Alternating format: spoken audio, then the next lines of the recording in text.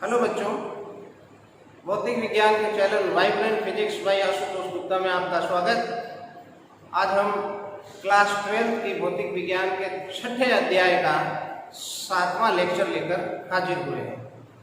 6 lecture हम बना चुके हैं। विभव मापी हमारे चल रहा है टॉपिक, और विभव मापी के अनुप्रयोग हम शुरू कर चुके हैं। विभव मापी के तीसरे अनुप्रयोग में आज हम ये जानेंगे कि किसी अल्प प्रतिरोध का मान कैसे ज्ञात किया जाता है।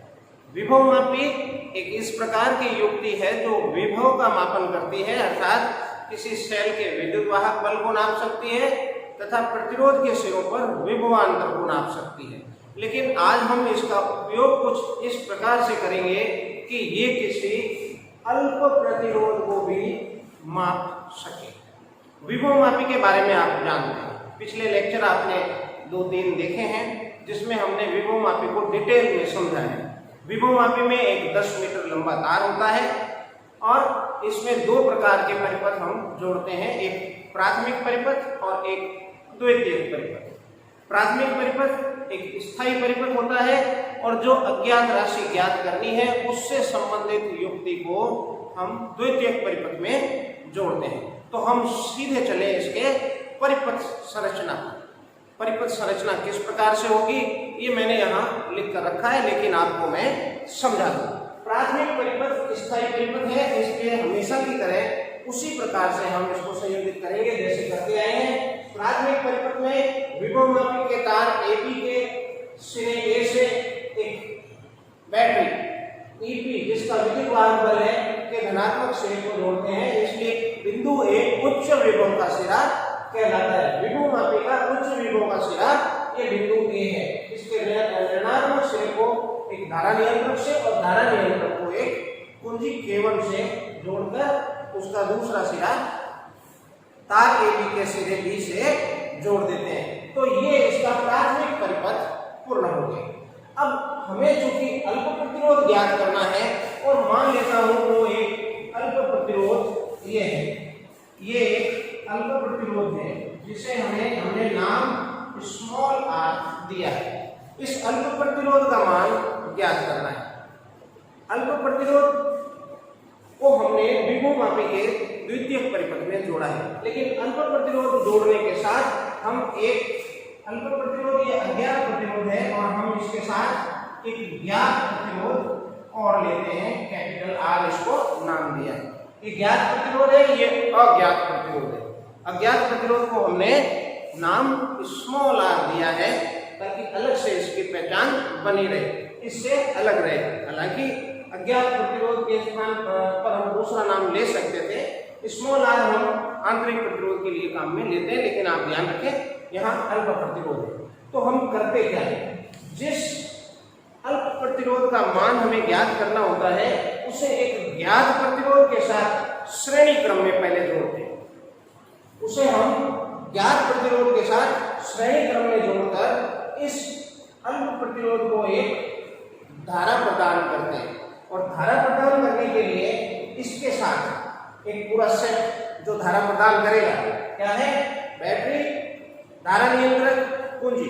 ये बैटरी के साथ है धारा नियंत्रक, जिससे हम धारा के मान में परिवर्तन कर सकें। कुंजी जब हम चाहे तब परिपथ में धारा प्रवाहित हो, अन्यथा हम धारा को काट सकते। तो मैंने इसमें धारा प्रवाह करने का एक प्रबंध कर दिया, यानी प्रतिरोध R और स्मॉल r अज्ञात प्रतिरोध को श्रेणी क्रम में जोड़कर उसके साथ एक बैटरी जिसका विद्युत वाहक बल E है, धारा नियंत्रक RH2 और कुंजी K2 के साथ जोड़कर एक बंद परिपथ बना दिया।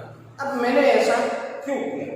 ऐसा इसलिए किया क्योंकि विभव मापी की जो टेंडेंसी है वो विभव ज्ञात करना है, धारा नहीं ज्ञात करना है, प्रतिरोध नहीं ज्ञात करना है, बल्कि विभव ज्ञात करना है। तो इस प्रतिरोध पर विभव हमें उत्पन्न करना होगा, और विभव तभी उत्पन्न होगा जब इसमें धारा प्रवाहित होगी, और जब धारा जाएगी तो एक सिरे से दूसरे सिरे से तक धारा गुजरेगी, कार्य होगा, वही कार्य विभव होगा। एकांक आवेश को एक सिरे से दूसरे सिरे तक ले जाने में किया गया कार्य विभव कहलाता है। तो हमने इसको पहले धारा प्रदान की ताकि इनके सिरों पर विभवांतर उत्पन्न हो।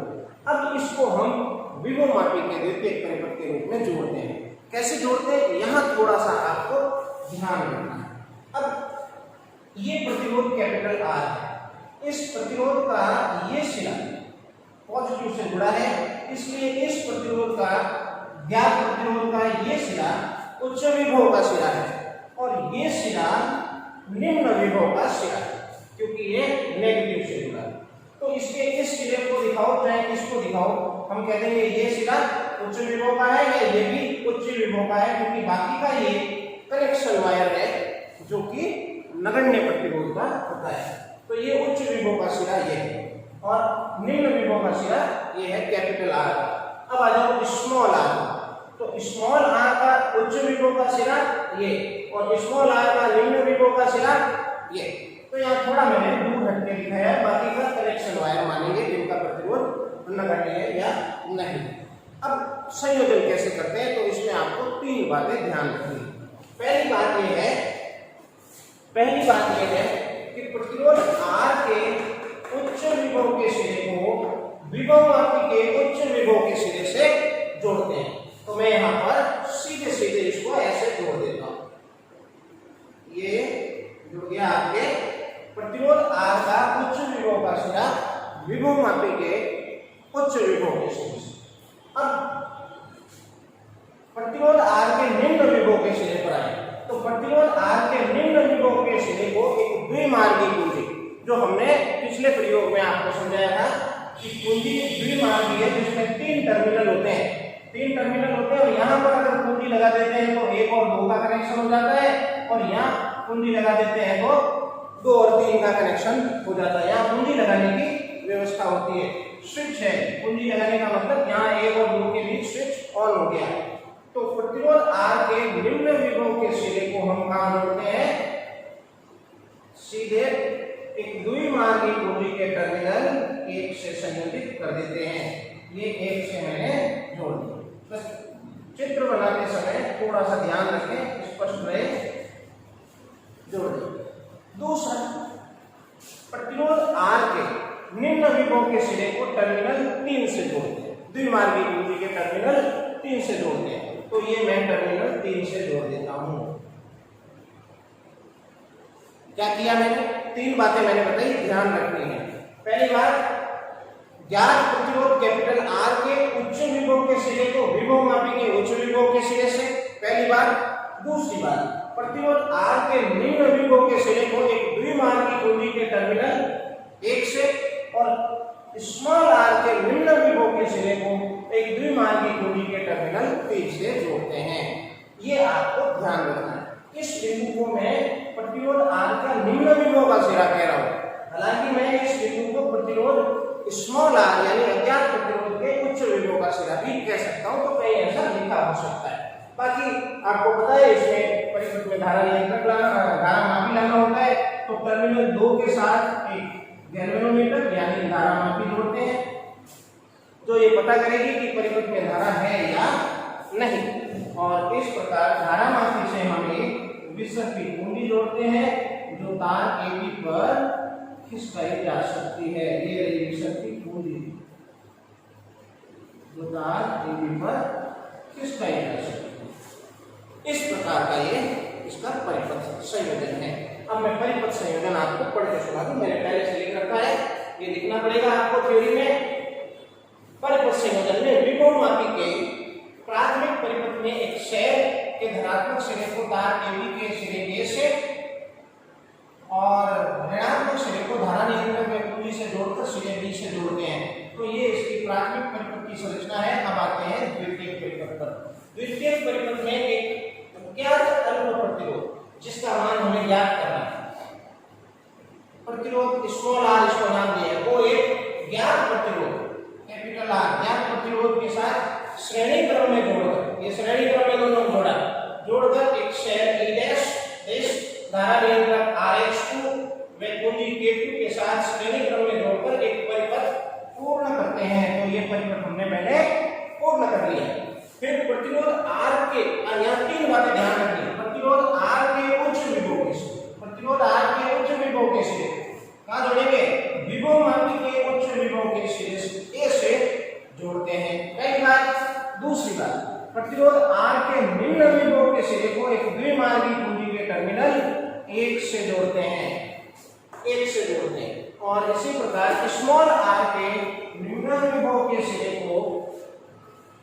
से जोड़ते हैं, मतलब द्विमार्गीय कुंजी के टर्मिनल 3 से जोड़ देते हैं।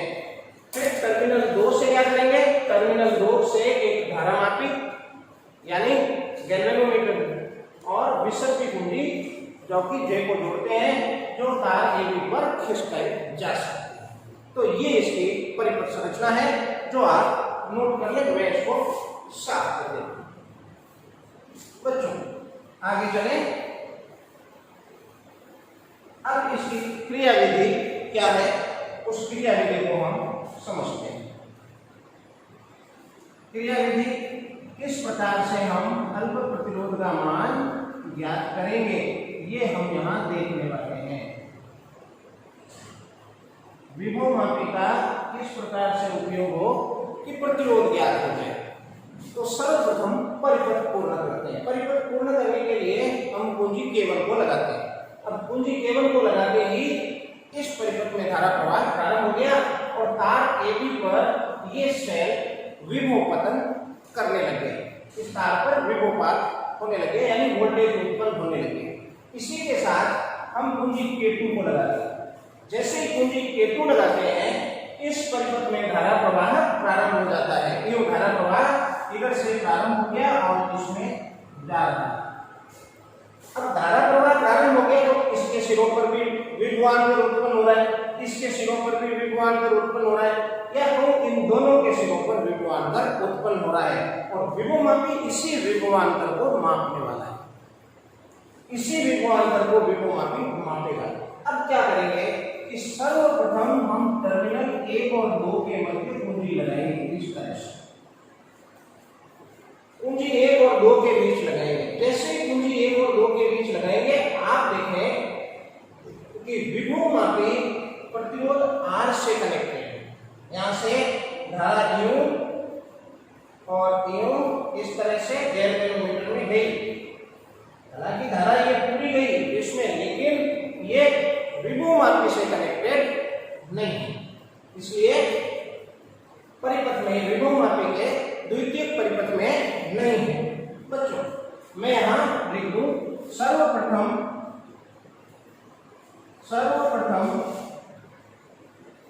कुंजी K1 व कुंजी K2 लगाते हैं तथा द्विमार्गी कुंजी के टर्मिनल 1 में 2 के मध्य कुंजी लगा देते हैं। ऐसा कर दिया हमने, कुंजी लगा दी। इसका मतलब क्या हुआ, 1 और 2 में कुंजी लगाने का, यानी जो धारामापी में धारा आ रही है वो केवल कैपिटल R से आ रही है, इसलिए अभी कैपिटल R के सिरों पर ये विभवांतर मापने के लिए तैयार है। इस प्रकार कैपिटल R के सिरों पर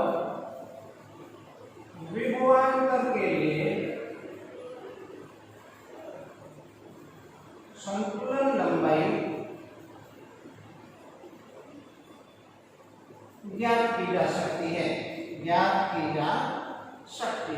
अब कैसे करेंगे, तो यह आपको मैंने बताया है कि सर्वप्रथम विसर्पी कुंजी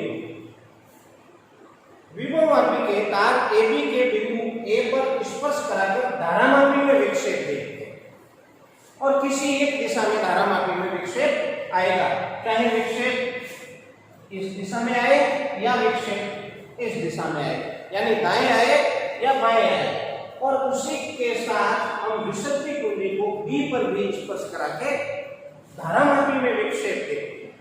इन दोनों ही स्थितियों में अर्थात A और B पर स्पर्श कराने पर धारामापी में परस्पर विपरीत विक्षेप आना चाहिए, और अगर ऐसा आ जाता है तो आपका पूरा परिपथ संयोजन सही है। और साथ ही ये बात भी तय हो जाती है कि इस सेल का विद्युत बल जो है वो इसके सिरों पर उत्पन्न विभवांतर से अधिक है, जो कि शर्त है इसकी। और इस प्रकार हम जब ए और बी पर विपरीत विक्षेप देख लेते हैं तो निश्चित रूप से ए बी पर एक बिंदु ऐसा होगा जहां शून्य विक्षेप होगा और वो हम बिंदु तार ए बी पर आगे बढ़ते हुए ढूंढ लेते हैं।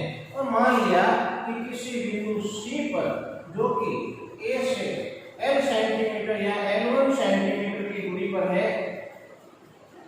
बिंदु सी, वहां शून्य विक्षेप प्राप्त होता है। इसका क्या मतलब है? इसका मतलब ये है कि सेल EP द्वारा इस AC भाग पर विभव पतन का मान इस प्रतिरोध R के सिरों पर उत्पन्न विभवांतर के तुल्य हो गया। ये विभवमापी का सिद्धांत है। और जैसे ही संतुलन लंबाई प्राप्त होती है हम कह देते हैं इसके सिरों पर कितना विभवांतर, V बराबर XL, जो विभवमापी का सिद्धांत है। अब मेरी ज्ञात की जाती है बिंदु A व B पर, बिंदु A व B पर विसर्पी कुंडी को स्पर्श कराकर तार AB पर स्पर्श कराकर धारामापी में विपरीत विक्षेप देखते हैं। धारामापी में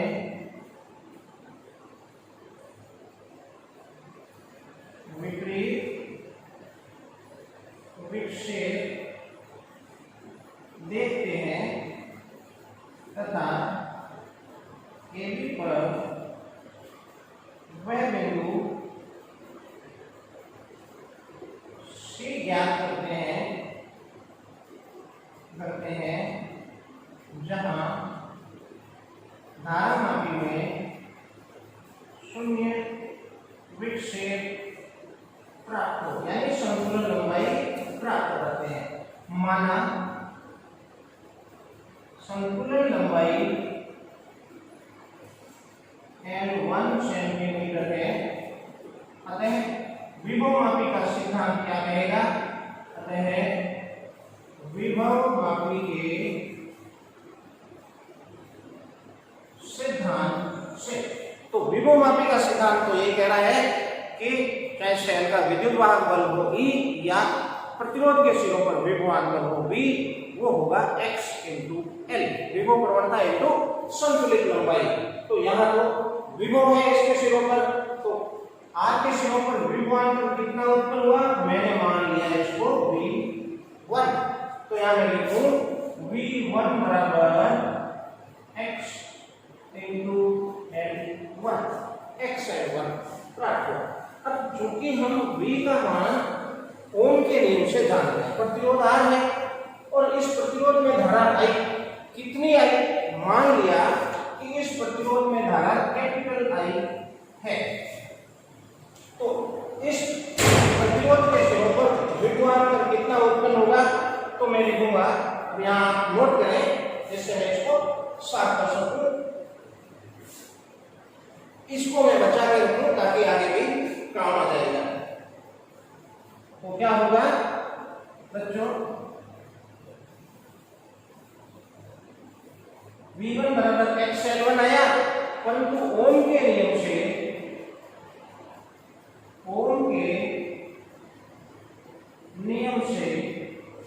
V क्या होना चाहिए? IR। यदि प्रवाहित धारा मान लिए मैंने I है, तो प्रवाहित धारा को मैंने I मान लिया। अब 1 और 2 से कुंजी हटाते हैं और 2 और 3 में लगाते हैं। तो यहाँ मैं V1 का मान रखूं, V1 का मान रखने में क्या आएगा? V1 का मान IR, तो ये हुआ, अतः IR बराबर X into L1, समीकरण 1। ये मैंने यहाँ 1 नंबर देके छोड़ दिया है। जिन समीकरणों को आगे हमें काम में लेना होता है उन्हें हम कोई नंबर दे देते हैं ताकि उठाना आसान हो जाए। अब मैं 1 और 2 से कुंजी हटाकर 2 और 3 में लगा देता हूं। तो मैं लिखूं 1 में 2 से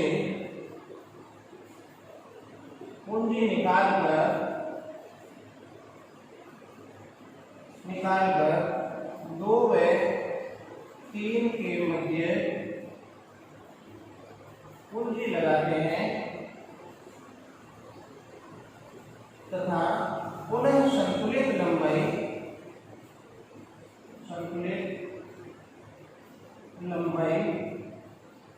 प्राप्त करते हैं। माना अब की संतुलित लंबाई अलग आएगी, क्योंकि अब मैंने आप देखें तो यहां से कुंडी निकाल दी और यहां कुंडी लगा दी 2 और 3 के बीच, मतलब अब ये कनेक्शन नहीं है, तो इसको आप मत लिखो, चित्र बना लेना।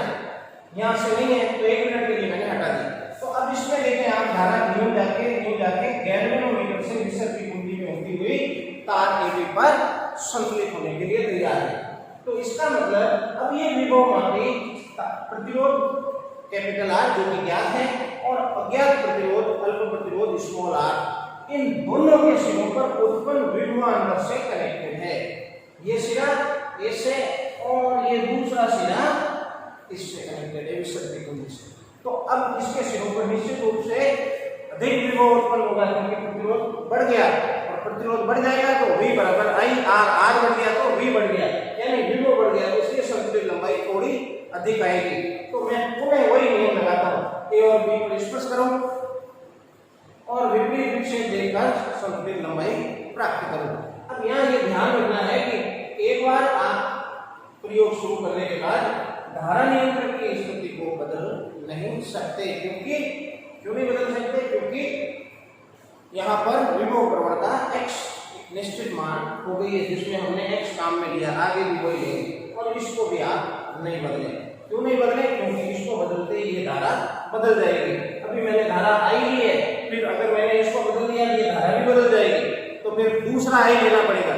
कितने अज्ञात राशियां लेंगे, फिर इस अज्ञात राशि के बारे में भी हमें सोचना है, इसको कहां से लाएंगे, फिर दूसरी आ जाएगी, उसको भी सोचेंगे, तो जटिल स्थिति हो जाएगी। इसलिए हम इसको भी परिवर्तित नहीं करेंगे। संतुलित लंबाई L2 है, मान लिया मैंने अति संतुलित लंबाई यहाँ के यहाँ C' जो कि L2 सेंटीमीटर है। तो विभवमापी का सिद्धांत फिर लगाओ। तो बच्चों विभवमापी के सिद्धांत से XL2, अब मैं क्या कह रहा हूं कि इन दोनों सिरों पर उत्पन्न विभवांतर को अब ये विभवमापी संतुलित कर रहा है, और इन दोनों के सिरों पर उत्पन्न विभवांतर कितना है उसको मैं नया नाम दे रहा हूं V। प्रतिरोध R के सिरों पर मैंने क्या दिया था V1, R प्लस R के सिरों पर विभवांतर को हम V2 ले रहे हैं, तो V2 का मान XL2।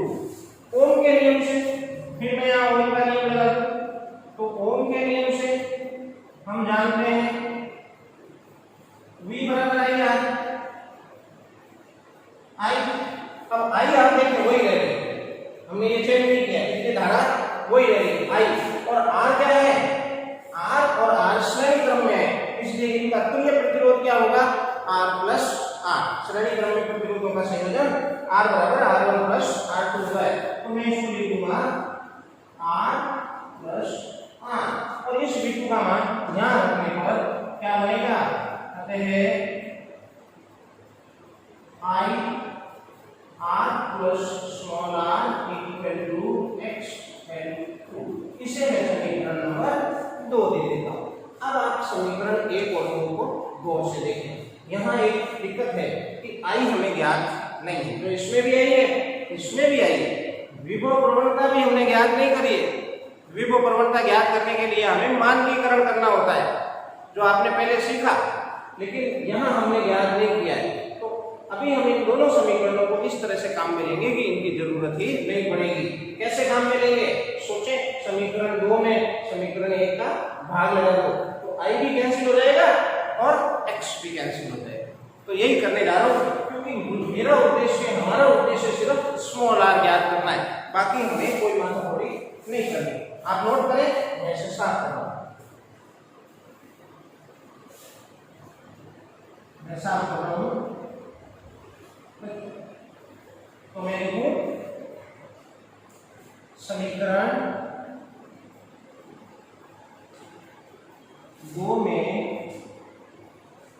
का भाग देने पर इसमें याद रखना I R X L this आई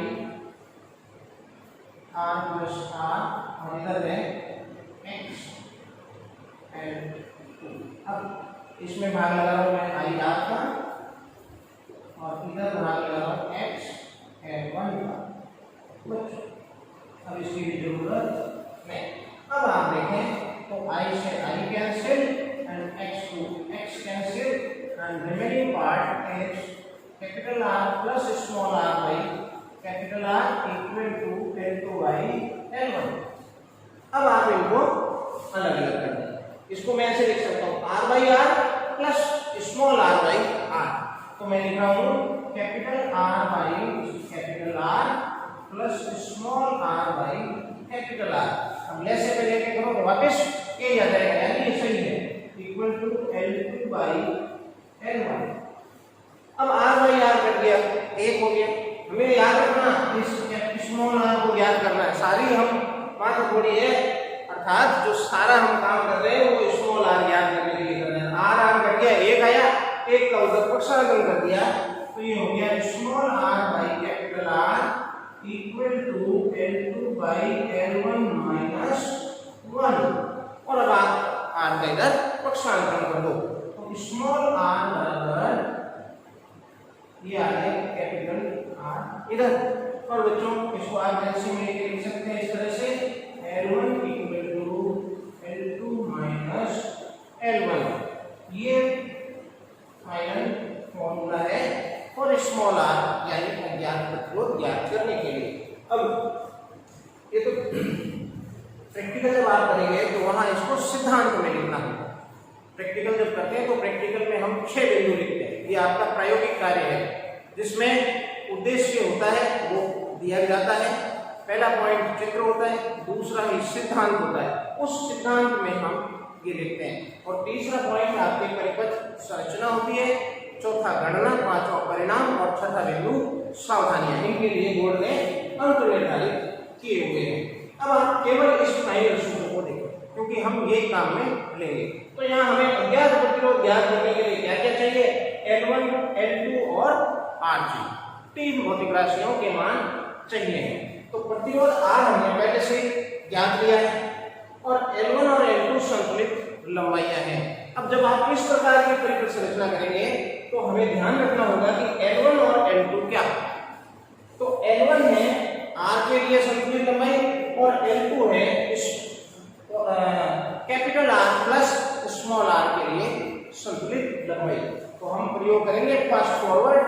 प्रयोग में पहले 1 और 2 के बीच कुंजी लगाएंगे। पहले K1 में कुंजी लगाई, फिर K2 में लगाई, फिर 1 और 2 में कुंजी लगाई। 1 और 2 में कुंजी लगाकर संतुलित लंबाई प्राप्त करेंगे। L1 आई यहाँ रखी जाएगी।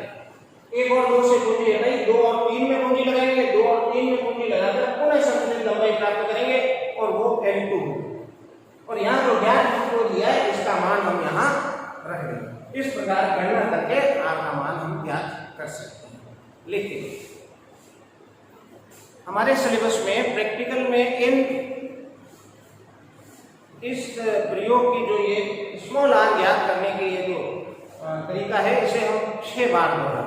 बोर्ड में स्पष्ट निर्देश है कि प्रयोग के पाठ्यांक 6 बार लें और 6 बार गणना करके R का मान निकालें। तो हम बार बार बदलेंगे इससे।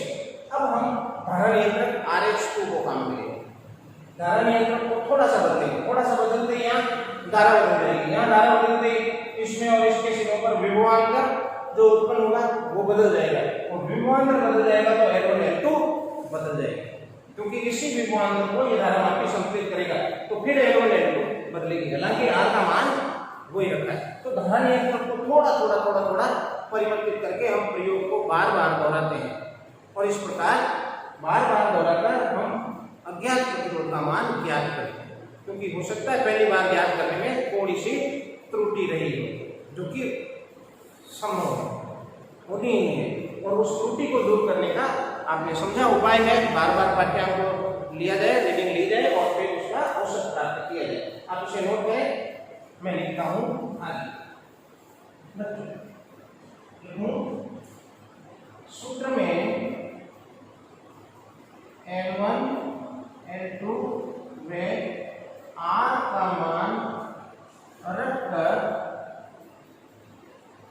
अज्ञात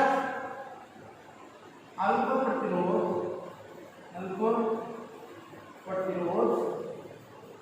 स्मॉल आर की गणना की जा सकती है। गणना कर ली, लिखो धारा नियंत्रक RH2 की स्थिति को बदलकर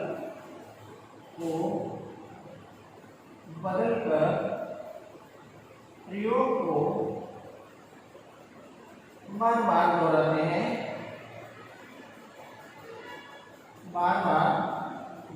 हैं तथा R का मान ज्ञात करके औसत मान प्राप्त कर लेते हैं।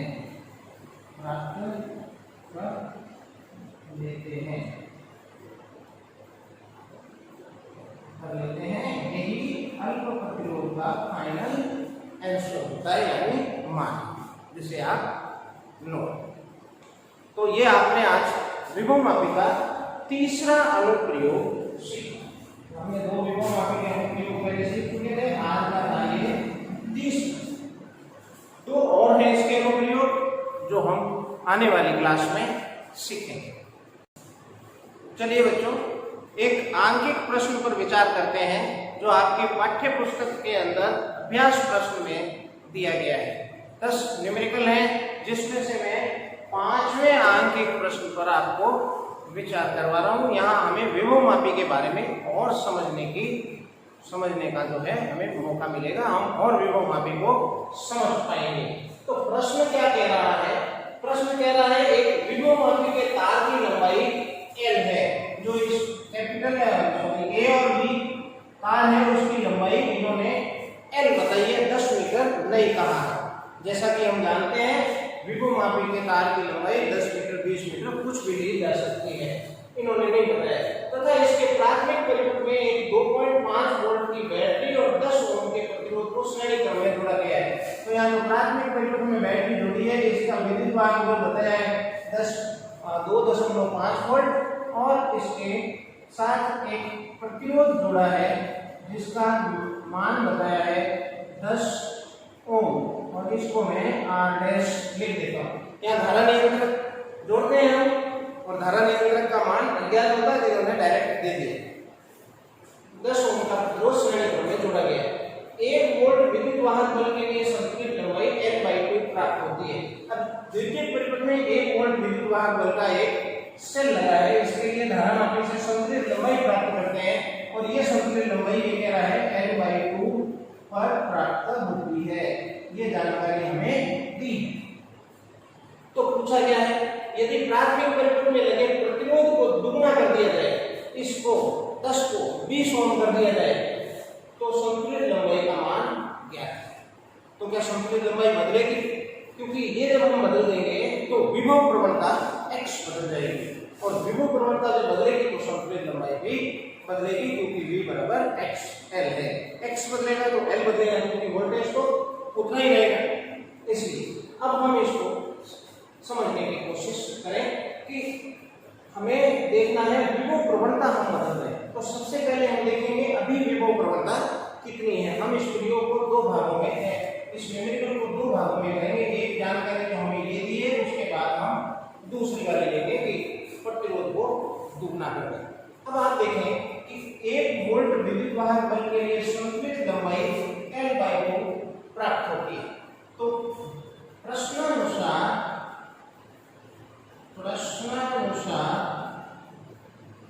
विभवमापी के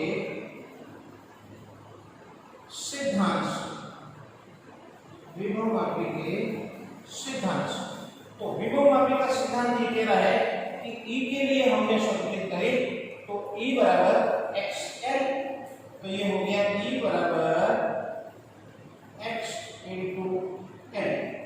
संतुलित लंबाई कितनी बताई इन्होंने? तो संतुलित लंबाई L/2 बताई, तो हम यहाँ ले लेंगे L/2। अब प्रश्न ये है, यहाँ E का मान भी मैं 1 वोल्ट लिख सकता हूँ, लेकिन 3 बार मिलेगी। लेकिन प्रश्न ये है कि x कहां से है, तो x पर हम विचार करें। यहां विभव प्रवणता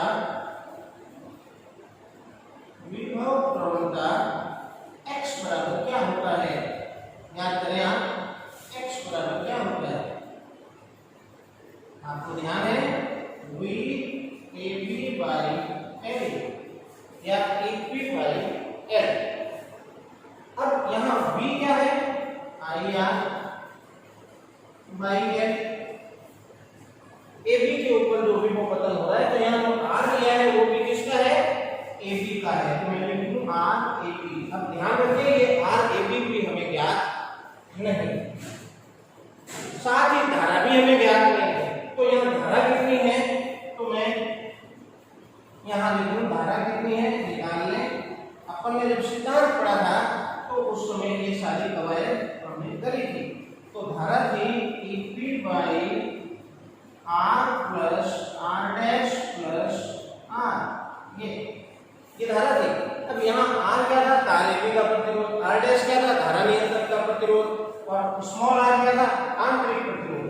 तो मैं इनके वैल्यू रख दूं, तो ये वैल्यू अगर यहाँ रखूं, यहाँ देखें r डैश स्मॉल r तो है नहीं आंतरिक प्रतिरोध, तो लिखने की जरूरत नहीं है। और ये r है, ये भी है, r डैश 10 ओम है। तो मैं यहाँ अगर रख दूं तो ये बनेगा, आते हैं x बराबर दिस i की value EP by RAB plus R dash i की वैल्यू होती into R by L, RAB by L, ये x की value.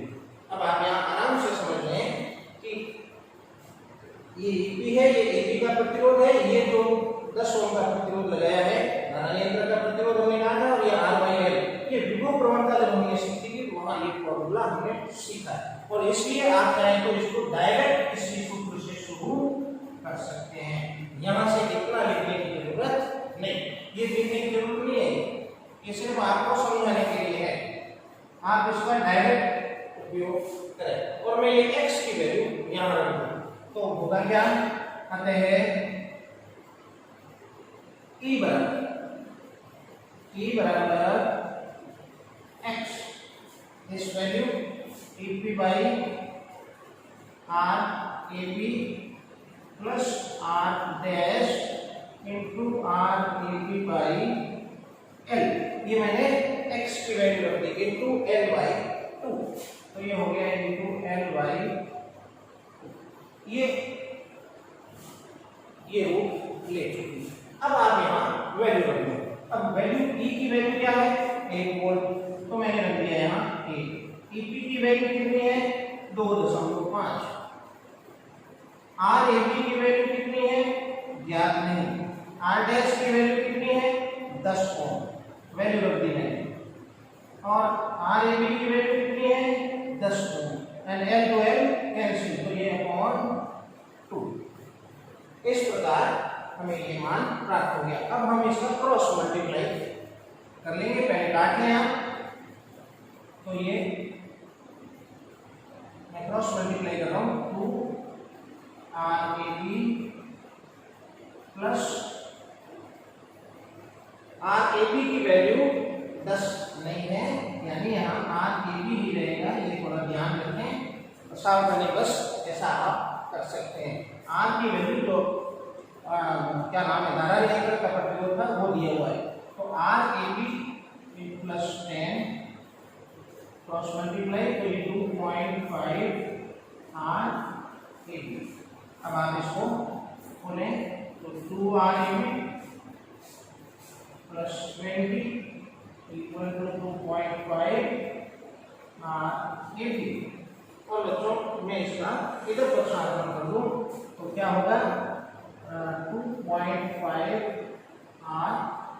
RAB minus 2RAB equal to कितना रह गया, 20, तो ये हो गया 0.5 into R of AB equal to 20, तो R of AB equal to 40 ओम।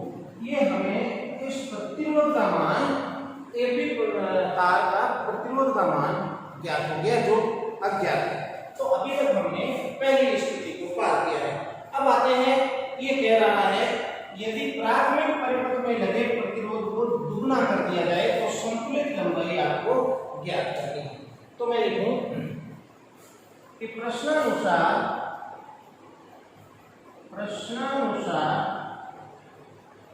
प्राथमिक परिपथ में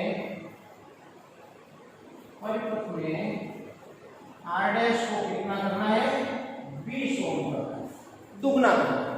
अब दुगना करने के बाद क्या होगा, इसको जब हम दुगना कर देंगे तो विभव प्रवणता बदल जाएगी, x बदल जाएगी।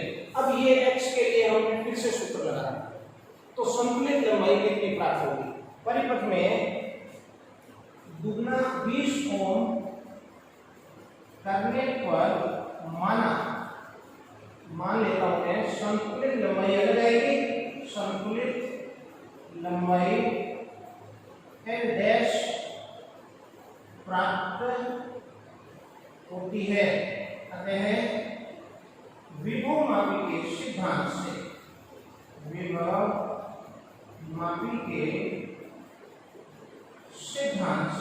तो विभव मापी का सिद्धांत क्या कहता है, इसी सेल के लिए संतुलित करना है, E के लिए तो E बराबर x है, तो ये हो गया E बराबर x L डैश, संतुलित लंबाई बदल गई। अब आप ध्यान रखें यहाँ विभव प्रवणता भी बदल गई, तो वही वाली विभव प्रवणता नहीं रहेगी x, अब की विभव प्रवणता बदलेगी। क्यों बदलेगी, क्योंकि प्राथमिक परिपथ में हमने परिवर्तन किया है। हम आपको प्रयोग में बार बार समझा रहे थे कि प्राथमिक परिपथ में किसी प्रकार का परिवर्तन नहीं करना है प्रयोग को प्रारंभ करने के बाद, क्योंकि विभव प्रवणता बदल जाती है और उससे हमारे कार्य बदल जाते हैं। आप इसको नोट करें, मैं चलता हूं आगे। अब यहां पे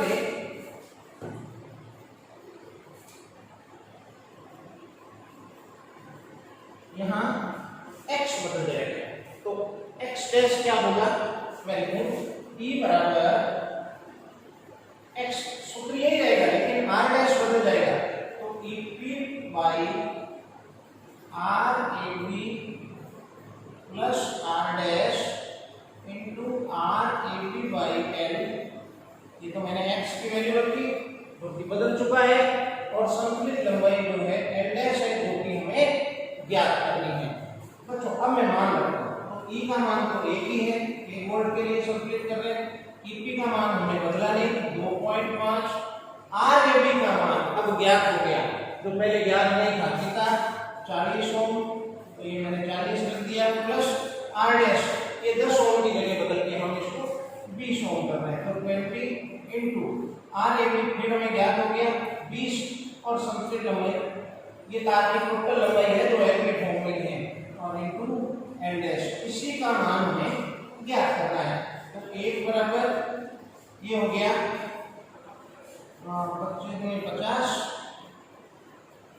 50 हो गया, और upon 60 into L dash by L। ये RAB है और RAB का 20 ओम नहीं आया था, 40 ओम आया था। मैं कह रहा हूँ बार बार हमें सावधानी रखनी है, तो यहाँ पर ये क्या हो जाएगा, 100 ओम हो जाएगा। अब L डैश की वैल्यू निकालनी है, तो आप स्थानांतरण कर दें, तो 60L बाई 100, तो ये हो गया L डैश बराबर 0.6L। जैसे क्वेश्चन दिया था उसी रूप में उत्तर आया है। प्रश्न कह रहा था कि जब यहाँ 10 ओम था तो संतुलित लंबाई L/2 पर प्राप्त हुई थी, और जब यहाँ R का मान हमने बदल के दुगना कर दिया तो अब संतुलित लंबाई L/2 नहीं आई, 0.6L प्राप्त हुई। ये आंकिक प्रश्न है जो हमें विभव मापी को समझने में मदद करता है, आप इसे नोट करें। चलते हैं, एक और प्रश्न है, फास्ट फॉरवर्ड में आपको प्रश्न दिखा दूं और थोड़ा सा होमवर्क भी दे दूं, तो आप देखें कि 8वां प्रश्न है, प्रश्न संख्या 8। 8वें प्रश्न में कह रहा है 1.25 वोल्ट के लिए E1 बराबर 1.25 वोल्ट के लिए संतुलित लंबाई 4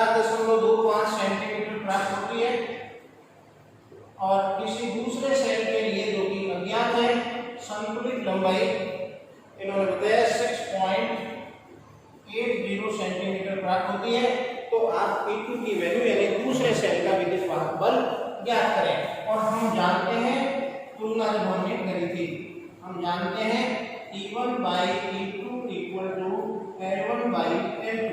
ये दो सेलों के विद्युत वाहक बलों की तुलना का नीलंबर सूत्र है। और यहाँ E2 निकालना है आपको, तो E2 को इधर ले आओ, E2 बराबर इसका पक्षांतर कर लो L2 by L1 into E1। ये तीनों वैल्यू हमारे पास दी हुई है, आप इनको रखकर मान ज्ञात कर सकते हैं। एक और प्रश्न है जो मैं सॉल्व कर दूं, आप नोट कर लें। प्रश्न संख्या है 9। आपको मैं बाद में होमवर्क में दे दे रहा हूँ, और नहीं होगा तो मैं कल फिर दिखा दूंगा। 10वां प्रश्न है कि दो सेल हैं जहाँ E1 is greater than E2।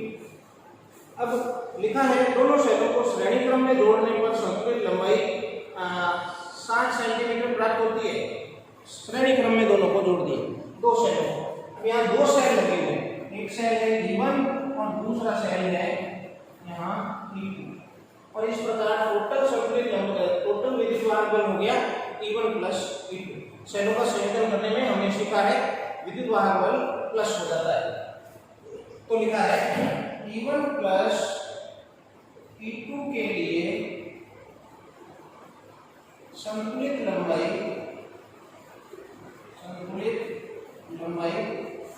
जो है प्रश्न में दे रखी है, मैं इसे L1 नाम दे दूं, प्रश्न में दी हुई है बच्चों 60 सेंटीमीटर पर प्राप्त होगी, 60 सेंटीमीटर पर प्राप्त होगी।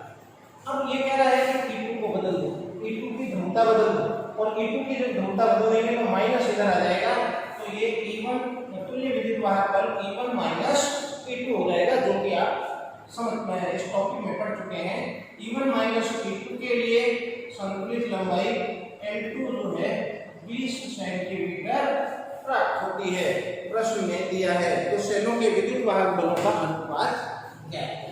यहाँ संतुलित लंबाई 60 सेंटीमीटर प्राप्त हुई, तो विभव मापी के सिद्धांत से क्या बात बनेगी, अतः E1 प्लस E2 E बराबर x है, सूत्र लगेगा x L1, और यहाँ सूत्र क्या लगेगा, अतः E1 माइनस E2 बराबर x L2।